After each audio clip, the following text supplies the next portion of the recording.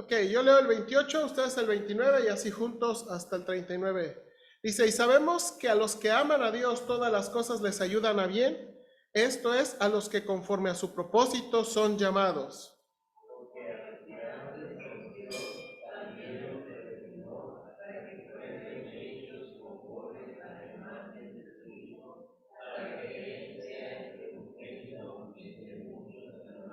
Y a los que predestinó, a estos también llamó, y a los que llamó, a estos también justificó, y a los que justificó, a estos también glorificó.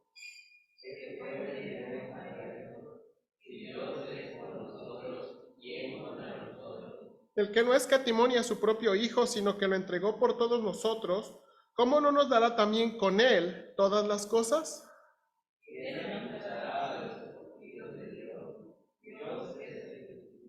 ¿Quién es el que condenará? Cristo es el que murió, más aún el que también resucitó, el que además está a la diestra de Dios, el que también intercede por nosotros.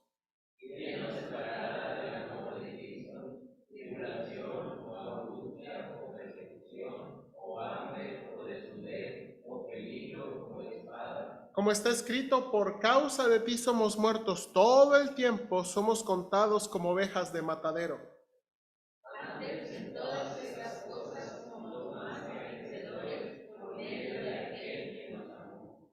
Por lo cual estoy seguro de que ni la muerte, ni la vida, ni ángeles, ni principados, ni potestades, ni lo presente, ni lo porvenir, ni lo profundo, ni ninguna otra cosa creada nos podrá separar del amor de Dios que es en Cristo Jesús, Señor nuestro. Amén. Qué tremendos versículos.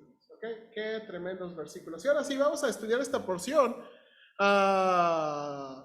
Saúl creo que estaba trayendo las hojas y no está. No, ahí están atrás, ¿verdad? Vamos a traer las hojas ahorita. Y estamos en esta porción y yo le titulé a esta porción Más que vencedores, ¿ok? Y ahorita vamos, si nos quedan unos minutos, vamos a memorizar ese versículo. Somos más que vencedores, ¿ok?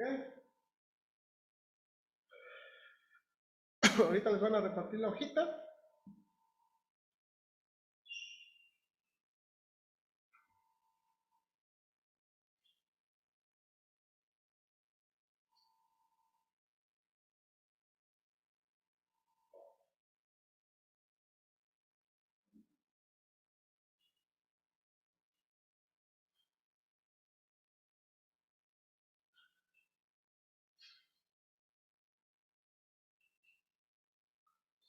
Son dos hojas, 3 páginas, ¿ok?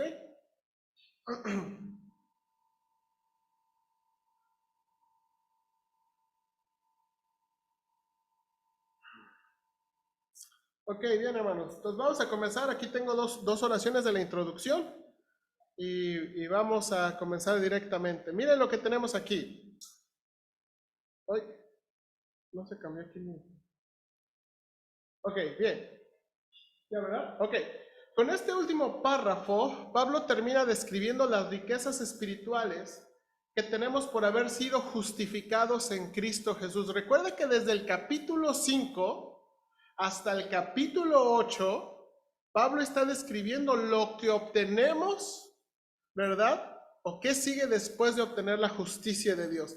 El hecho de que hemos sido perdonados, hemos sido limpiados, ¿verdad? Trae tremendos resultados, ¿verdad? Y de nuevo, recordemos, aquí está, que la justificación y aquí estoy mencionando unos, la justificación nos ha dado paz, nos han dado entrada a la gracia, perdón ahí, luego gloria en las tribulaciones, nos ha dado reconciliación, nos ha dado liberación del pecado, nos ha ayudado con la perseverancia y Romanos 8 va a terminar diciendo que ahora una fuerte confianza, ¿ok?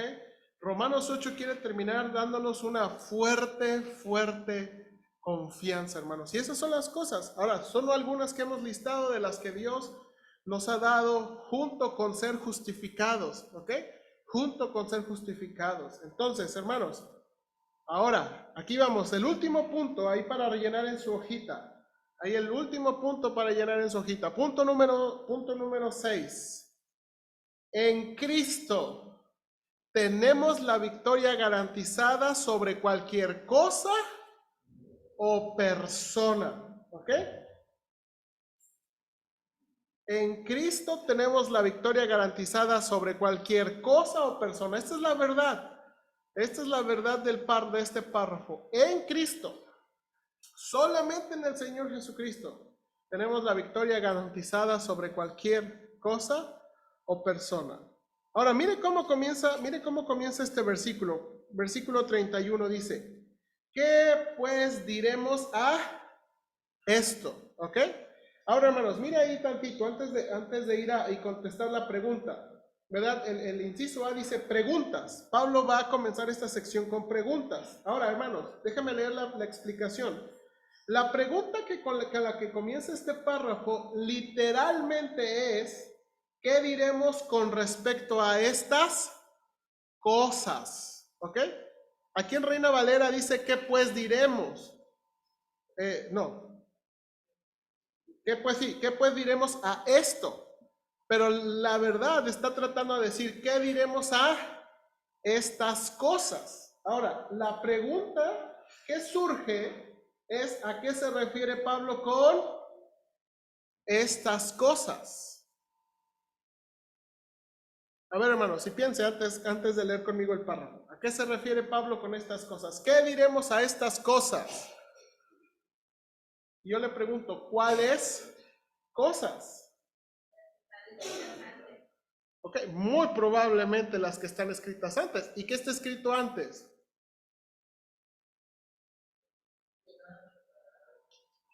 No. Antes del 31. ¿Qué está escrito antes del 31? Bueno, más inmediatamente está que recuerde el plan de Dios descrito. Y sabemos que, ¿verdad? Los que están amando a Dios, los que son que llamados conforme a su propósito. Bueno, dijimos, sabemos que Él trabaja en qué? Todas las cosas para bien a los que están amando a Dios, a los que son salvos, dijimos, podemos usar la palabra, llamados, salvos, conforme a su propósito. Y luego describe el propósito de Dios en la salvación, hermanos.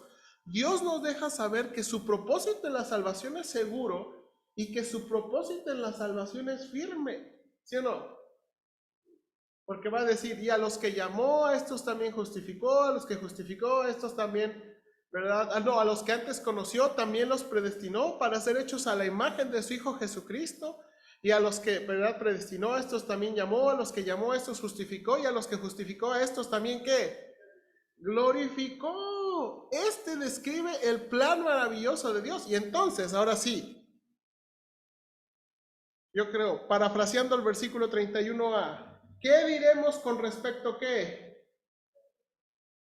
Al plan de Dios. ¿Qué vamos a decir respecto al plan de Dios? ¿Qué vamos a decir respecto al plan de Dios? Hermanos, ¿qué tan segura es la salvación para aquellos que creen en Cristo?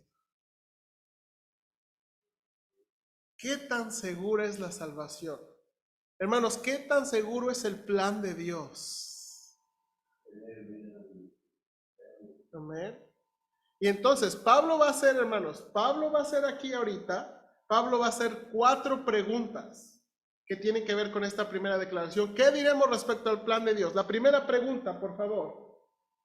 ¿Quién puede oponerse a los hijos de Dios? Versículo 31b y 32. Dice aquí, si Dios es por nosotros, ¿quién contra nosotros? El que no escatimó a su propio Hijo, sino que lo entregó por todos nosotros, ¿cómo no nos dará también con él todas las cosas. Y entonces la primera pregunta que Pablo está diciendo es esto. A ver, ¿qué diremos respecto al plan de Dios? ¿Quién puede oponerse a los hijos de Dios? Ahora, vamos a ver qué significa eso. Inciso A, por favor, alguien ayúdeme. Inciso A, alguien ayúdeme en inciso A.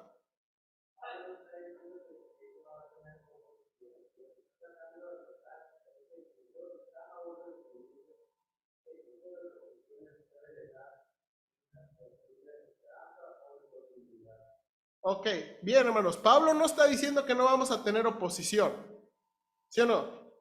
O sea, Pablo no está diciendo que no vamos a tener oposición. No, no, no está diciendo esto. Pero Pablo está diciendo, ¿verdad? Aquí, si Dios es por nosotros o en favor de nosotros, ¿qué? ¿Quién contra nosotros? Y ahora el versículo 32 explica más. Alguien lea el inciso B, por favor, inciso B.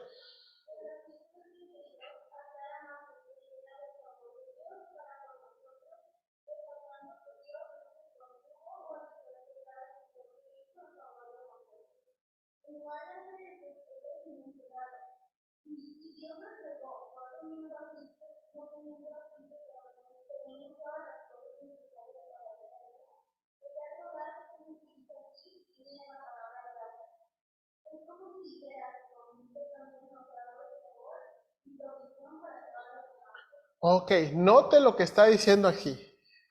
El que no escatimó, esa idea de esa palabra que utiliza aquí es el que no evitó, el que no rehusó dar a su propio hijo. Hermanos, y piensa en esto, hermanos, ¿qué existe o qué era más valioso en el cielo que Dios nos pudiera dar? ¿Qué existe en el cielo que fuera más valioso que Dios nos pudiera dar? No hay nada más valioso que Cristo mismo. Y dice que Dios no se contuvo, no lo rehusó, no lo mantuvo, sino que lo entregó por todos nosotros. Y luego pregunta, ¿verdad? ¿Cómo no nos dará con Él, con Cristo, todas las qué? Todas las cosas. Hermanos, y la palabra dar, como dijimos aquí, viene de la palabra gracia. ¿Cómo con Cristo no nos dará su favor constante, su disposición fiel? Y por eso estamos diciendo, esta oposición no habla de que no vamos a tener enemigos, pero no vamos a estar en una situación que podamos quedar, ¿qué? En desesperanza. En desesperanza, hermanos. No hay nadie, ni ninguna persona, ni ninguna circunstancia que sea más grande que Dios. No hay ninguna circunstancia y no hay una cosa que sea más grande que Dios. ¿Amén? Ok, primera pregunta. Segunda pregunta, hermanos, segunda pregunta. ¿Quién acusará a los escogidos de Dios? Dice versículo 33.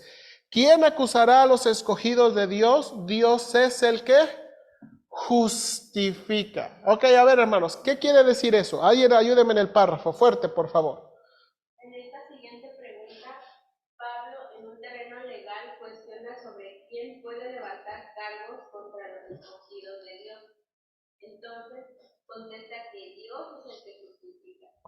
Esta declaración es muy importante ya que Pablo afirma que el hecho que podamos ser perdonados por Dios y podamos estar en buena relación con Él no depende de las obras o méritos propios, sino fue una obra de Dios. Este fue el punto en Romanos 3, cuando nos dice que solo podemos apropiarnos de la justicia de Dios por la fe en Jesucristo. Amén, hermanos, amén. ¿Quién acusará a los escogidos de Dios? ¿Quién acusará a los escogidos de Dios? Nadie. ¿Por qué? Y luego aquí está diciendo, porque Dios es el que justifica. No nosotros nos justificamos, no nosotros ponemos en balanza nuestras obras. Hermanos, y esa debe ser una tremenda idea de consuelo. La salvación no depende de nosotros, no depende de nuestros ejercicios espirituales, de nuestras obras, de cómo oramos, de cómo aceptamos a Cristo. ¿Depende de qué? De Dios. Sí, ¿verdad? Si creímos genuinamente, ¿qué? en Cristo, en su obra completa. Por eso dice, ¿quién acusará a los escogidos de Dios? Ahora, no nada más eso, miren la siguiente idea.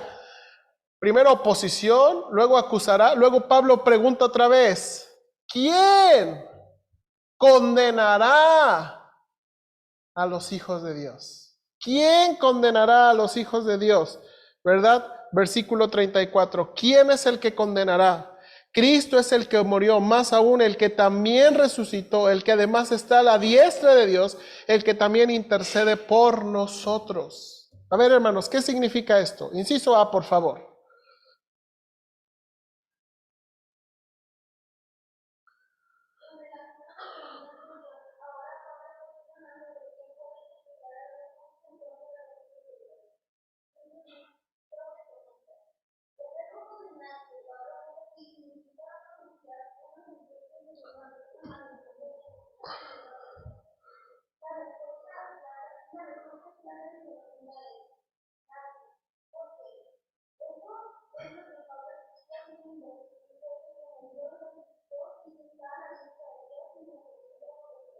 Amén, hermanos. ¿Quién condenará a los hijos de Dios? Primero dice, ¿quién acusará a los hijos de Dios? Dios es el que justifica. Y luego dice, ¿quién condenará a los hijos de Dios? Cristo es el que murió, el que resucitó, el que está ¿qué? A la diestra. Ahora, note algo ahí. Inciso B, por favor. Inciso B. Creo que el inciso B tiene un punto importante aquí. Alguien ahí ayúdeme a leer, por favor.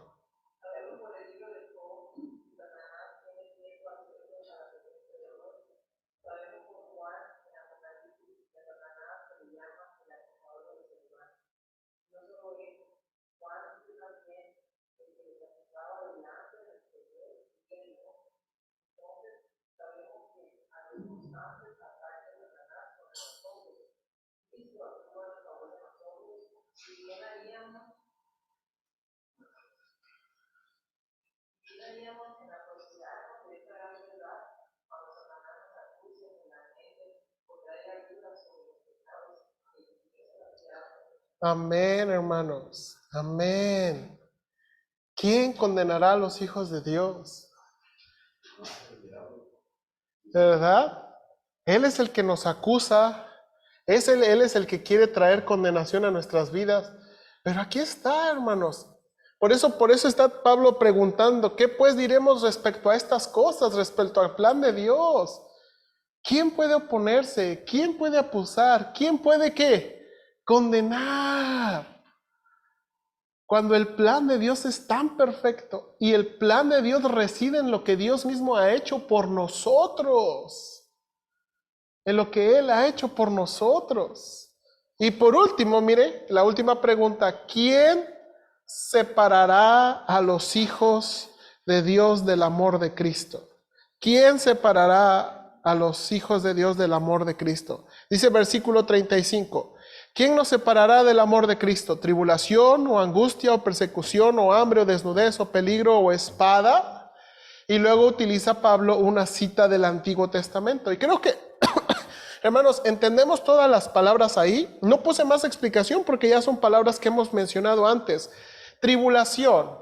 ¿Qué entiende usted por tribulación? ¿Qué entiende usted por tribulación?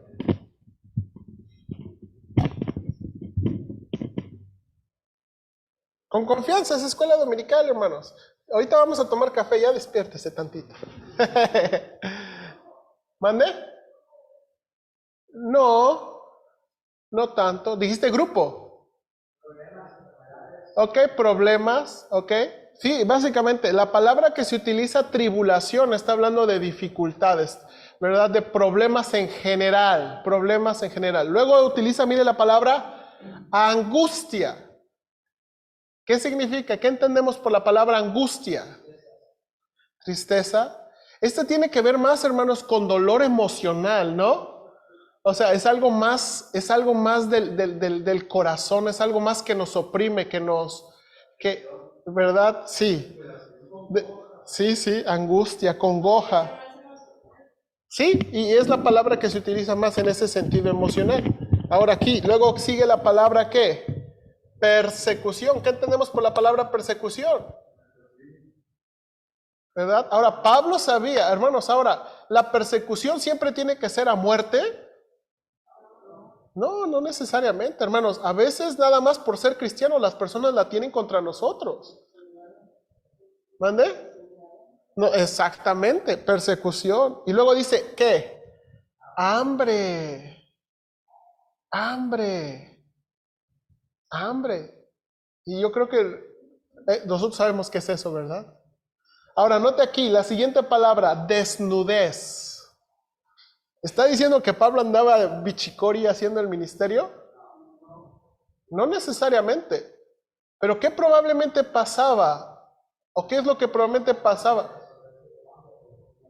Exactamente. Está hablando que llegó a tener un momento donde Pablo no podía comprar otra muda de vestido.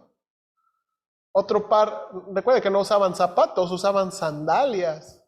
¿Verdad? A lo mejor otro par de sandalias.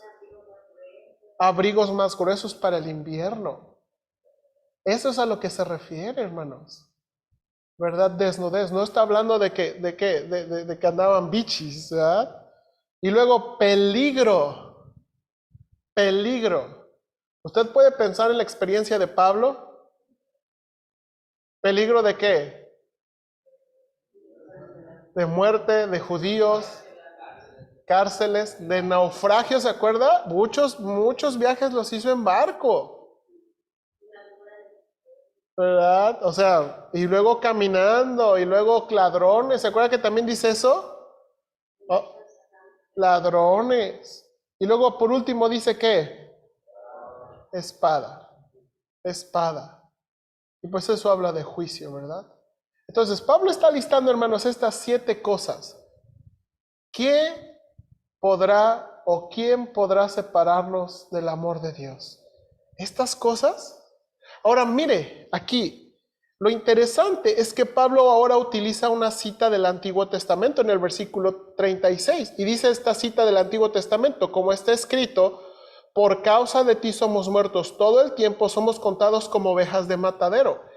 Y hermanos, si no entendemos el contexto de esta cita, no vamos a entender bien lo que Pablo estaba diciendo. Y mire, aquí ya le puse en la hoja el comentario de esta cita. Vamos a pensar en esta cita del Antiguo Testamento, ¿ok?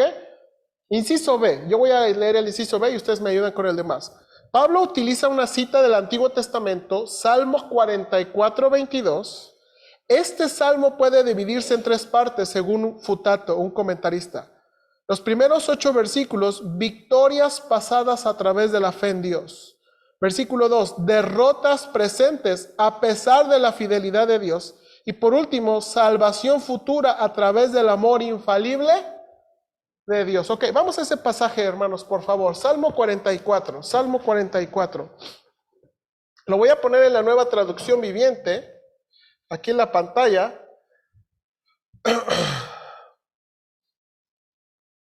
Salmo 44. Las primeras 2 porciones básicamente son las que necesitamos.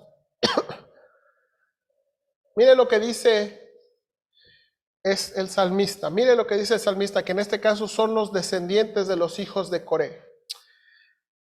Mire aquí, si usted quiere ver aquí en la pantalla, estoy en la Nueva Traducción. Oh Dios, lo oímos con nuestros propios oídos, nuestros antepasados nos han contado que de todo lo que hiciste en su época hace mucho tiempo atrás. Con tu poder expulsaste a las naciones paganas y entregaste toda la tierra a nuestros antepasados. Aplastaste a sus enemigos y liberaste a nuestros antepasados. No fue con sus espadas que conquistaron la tierra, ni sus brazos fuertes le dieron la victoria. Fueron tu mano derecha y tu brazo fuerte y la luz cegadora de tu rostro que los ayudó, porque los ¿qué? Porque los amabas. Tú eres mi rey y mi Dios, tú decretas la victoria de Israel. Solo con tu poder hacemos retroceder a nuestros enemigos, solo en tu nombre podemos pisotear a nuestros adversarios. No confío en mi arco ni dependo de que mi espada me salve. Tú eres el que nos da la victoria sobre nuestros enemigos. Avergüenzas a los que nos odian. Oh Dios, todo el día te damos gloria y alabamos tu nombre constantemente. Selah o traduce aquí interludio, ¿ok? Muy positivo, ¿sí o no? Muy positivo. Pero ahora note los siguientes versículos. Pero ahora nos hiciste a un lado en deshonra. Ya no estás al frente de nuestros ejércitos en batalla. Nos haces huir en retirada de nuestros enemigos y dejas que los que nos odian saquen nuestra tierra. Nos descuartizaste como a ovejas y esparciste entre las naciones. Vendiste a tu precioso pueblo por una miseria y no ganaste nada con la venta. Permites que nuestros vecinos se burlen de nosotros. Somos objeto de desprecio y desdén de los que nos rodean. Nos has hecho el blanco de sus bromas. Menean la cabeza ante nosotros en señal de desprecio. No podemos escapar de la constante humillación. Tenemos la vergüenza dibujada en el rostro. Lo único que oímos somos los insultos de los burlones. Lo único que vemos es a nuestros enemigos vengativos. Todo esto ocurrió, note aquí, mire esas palabras, aunque nunca te hemos ¿qué? Olvidado, ni desobedecimos tu pacto. Mire, son palabras importantes porque el salmista está diciendo, esto nos está pasando y nosotros no ¿qué? No te hemos dejado, nuestro corazón no te abandonó, ni nos hemos extraviado de tu camino. Sin embargo, nos aplastaste en el desierto donde vive el chacal, nos cubriste de oscuridad y muerte. Si nos hubiéramos olvidado del nombre de nuestro Dios, o hubiéramos extendido la mano en oración a dioses ajenos, con toda seguridad Dios lo habría sabido, porque conoce los secretos de ¿qué? Pero mire, aquí está el versículo. Pero por tu causa nos matan cada día, nos tratan como ovejas en el ¿qué? Matadero. La palabra aquí, por tu causa, también puede significar por tu nombre, por ti, por ti. Ahora, ¿qué está tratando de decir? Vamos aquí al resumen, por favor. Punto. Inciso I, ahí en el bosquejo. Inciso I, por favor. Alguien ahí. El resumen de la primera parte voy a hacer: los antepasados no conquistaron la tierra defendiendo de sus propios recursos, sino defendiendo del Señor en su favor. Todo esto ocurrió de acuerdo con la teología de Deuteronomio 28, 1, 2, 7. La lealtad al pacto resulta en victoria y victoria. Y es lo que dijeron, ¿se acuerda? Es lo que dijeron, Señor, tú lo hiciste, nosotros. Ok, ahora la segunda parte, aquí está la segunda parte.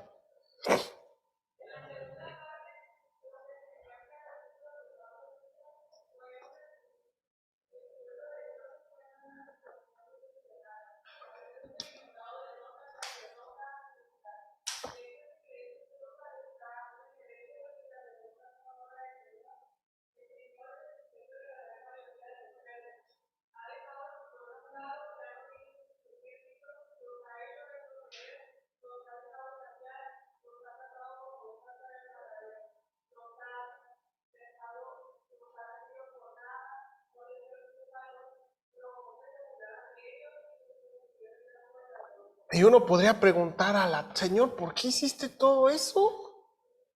Y eso es lo que, esa es la percepción del salmista. ¿Por qué hiciste todo eso? Ahora mira aquí, Kittner aquí. Kittner ofrece un acertado comentario sobre el versículo que Pablo cita en el contexto del Salmo. El Salmo explora las fluctuaciones desconcertantes que tienen su contraparte en la historia cristiana, periodos de bendición y esterilidad, de avance y retroceso, que pueden no corresponder a la lealtad de los hombres, aunque su imagen del Señor reunido pueda ser ingenua, fue representada en el Nuevo Testamento para enseñar una lección que todavía consideramos relevante. Con referencia al versículo 23 de Marcos 4:38. Ok, pausa ahí. ¿Se acuerdan, hermanos? Marcos 4:38, el Señor en la barca, hay un tormentón Los hermanos, los pescadores experimentados, no estamos hablando del pastor que le tiene miedo al agua. Estamos hablando de pescadores experimentados. Pensaban que se iban a morir. ¿Y el Señor qué? Durmiendo. ¿Es la misma imagen que tiene el salmista aquí? Síguele, síguele aquí. Pero la clave interpretativa de la cuestión está en el versículo 22 con la frase por amor a ti. El Salmo no lo desarrolla, pero implica pensamientos revolucionarios de que el sufrimiento puede ser una cicatriz de batalla más que un castigo. El precio de la lealtad en un mundo que está en guerra con nosotros. Ok, note aquí. Hermanos, no necesariamente todo sufrimiento es castigo. No necesariamente todo sufrimiento es castigo. Y aquí el salmista está diciendo, ahora, y esto es lo que está tratando de traernos el salmista. Hermanos, cuando obedecieron a Dios, Dios les trajo victoria. Y el pueblo dice, seguimos obedeciendo, pero parece que nos está yendo mal. Y el salmista dice, ¿por qué? Bueno, porque esas marcas son marcas ¿qué? De pelea, son marcas de lucha, son marcas de guerra, que demuestran ¿qué? Nuestra lealtad a Dios en un mundo que está en guerra contra Dios. En otras palabras, hermanos, mira aquí, y en resumen, ya se me movió toda la hoja aquí. En resumen, ¿alguien puede leer el resumen?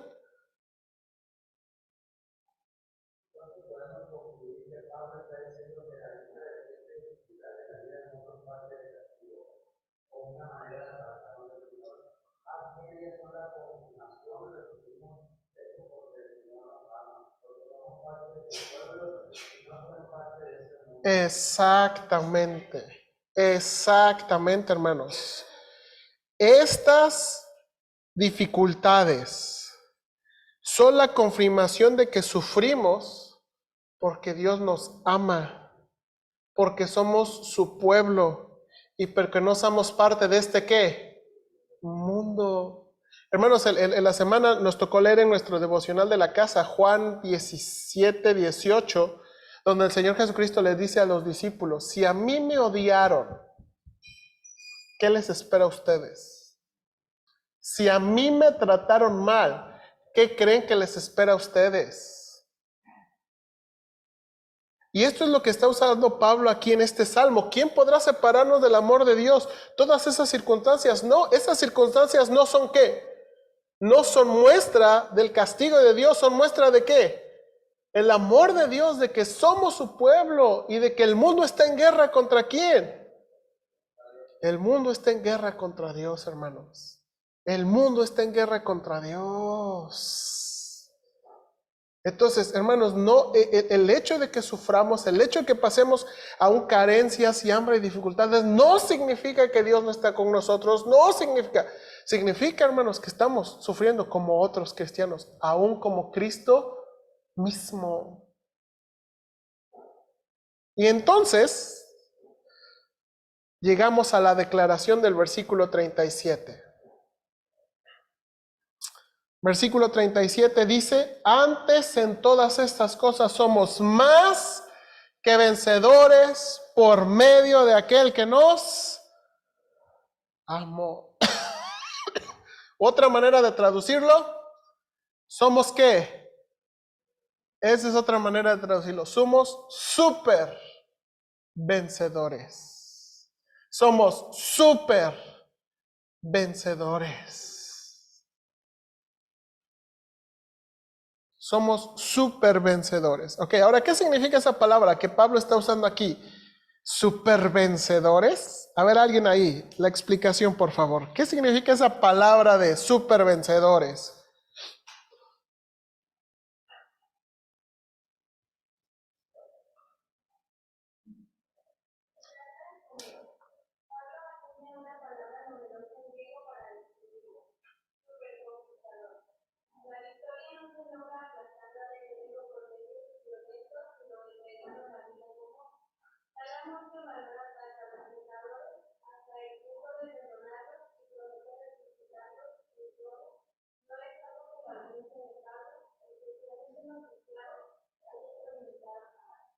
Exactamente. Y luego, hermanos, dice aquí, somos más que vencedores. Y luego, ¿por medio de quién?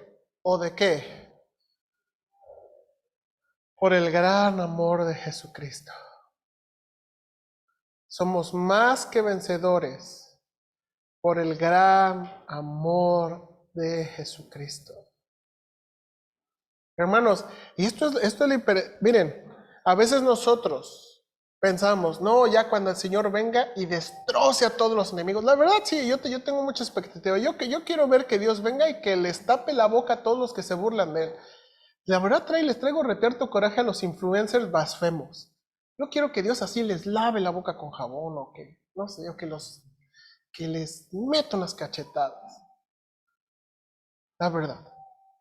Pero no somos vencedores, y aquí el pasaje no está diciendo que somos vencedores porque Dios va a derrotar a todos y los va a dejar ahí humillados en el polvo.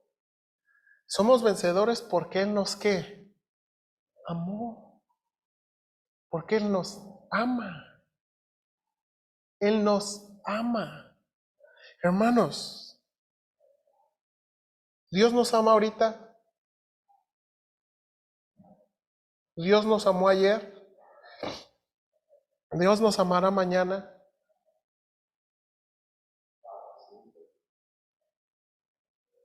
Y está diciendo aquí, somos más que vencedores. Y entonces, hermanos, adivine qué tenemos en el versículo 38.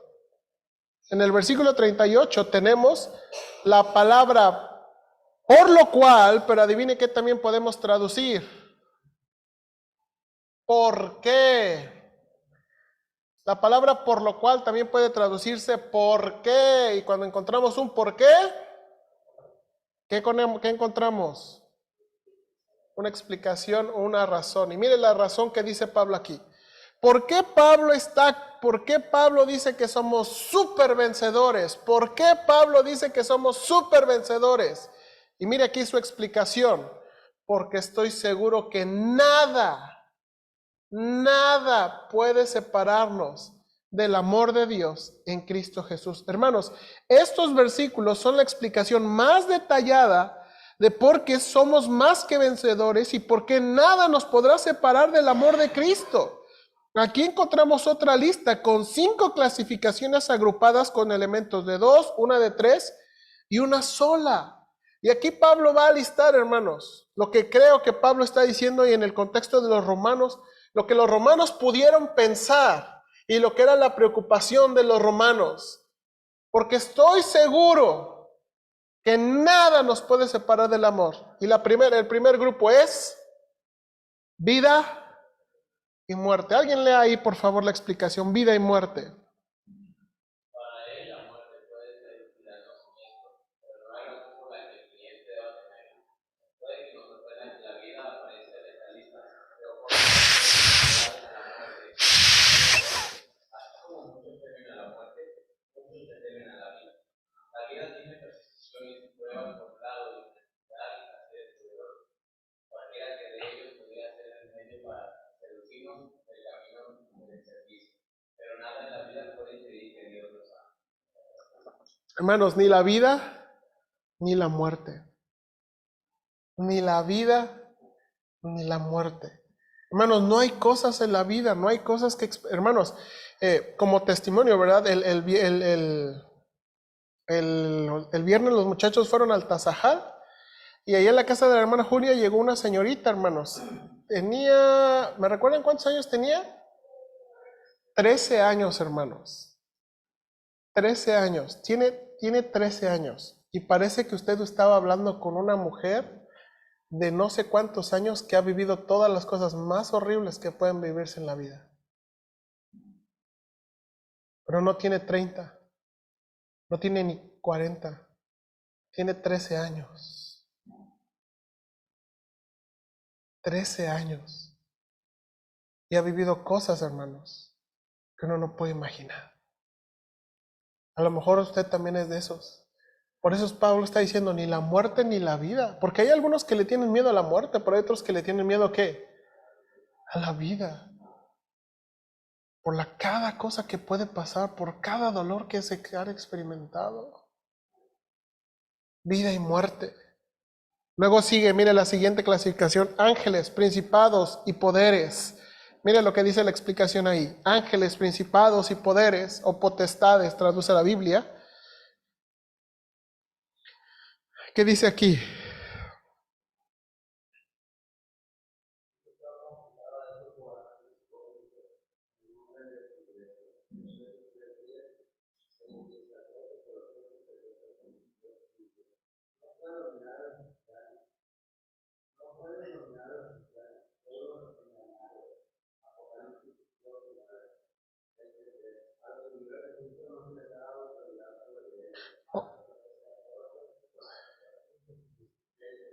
Ok, hermanos, muy interesante. Pablo dice, ok, bueno, vamos, vida y muerte, pero ¿qué tal de ángeles?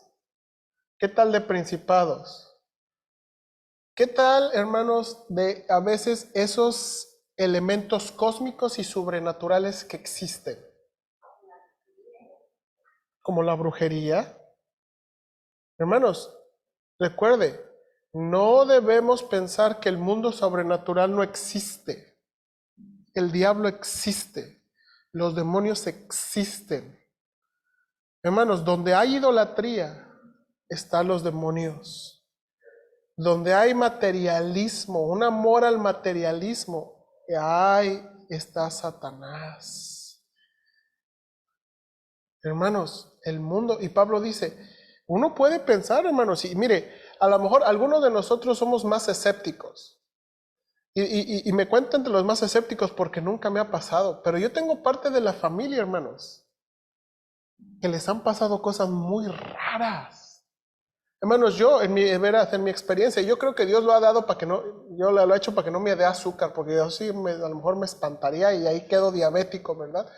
Pero aparte de mi familia, ellos han visto cosas, escuchado cosas, hermanos, que no tienen explicación.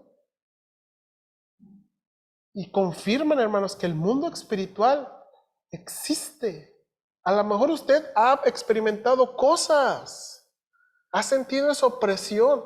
Y a veces uno puede pensar que eso nos puede separar del amor de Dios o que eso puede ser un gran enemigo. Y Pablo dice, no,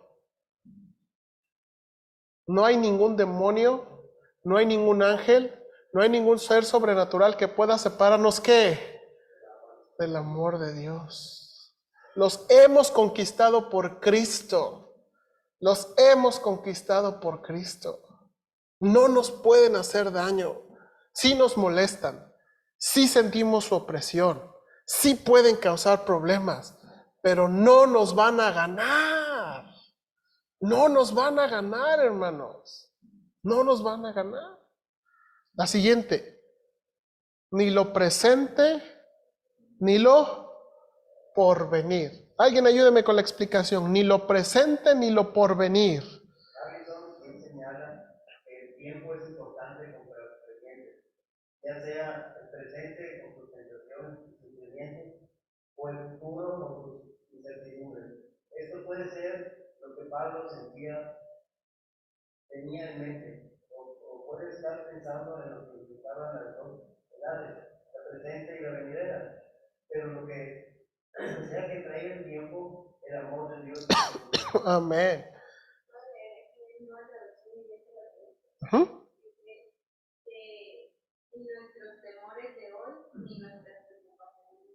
Ok, nueva traducción viviente: ni nuestros temores de hoy, ni nuestras preocupaciones de mañana.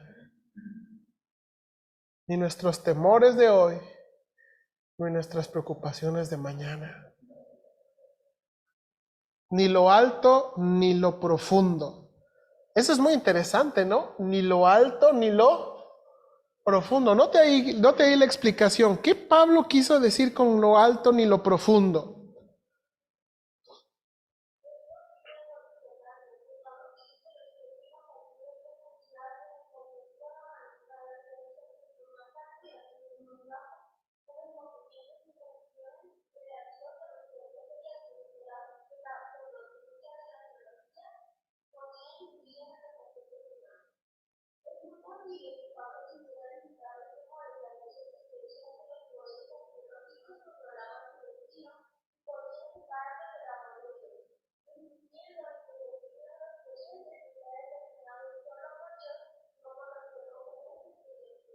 Ok, ¿usted puede imaginarse cómo se ve eso en la actualidad?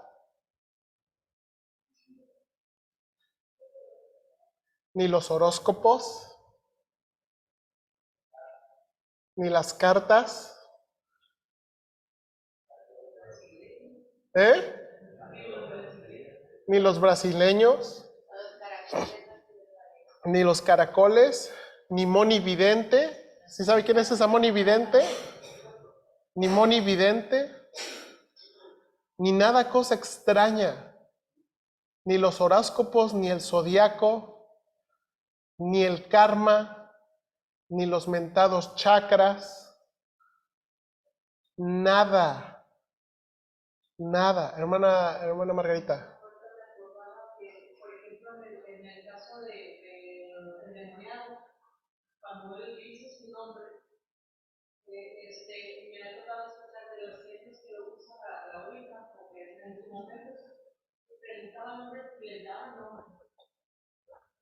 Entonces, uno lo toma muy sin chiste, pero la similitud pues, con lo que pasó con el endemoniado y lo que pasa ahora con la Ouija, con un montón de cosas. Sí, sí. Y yo creo que eso es más como del punto 2, pero Pablo está diciendo nada.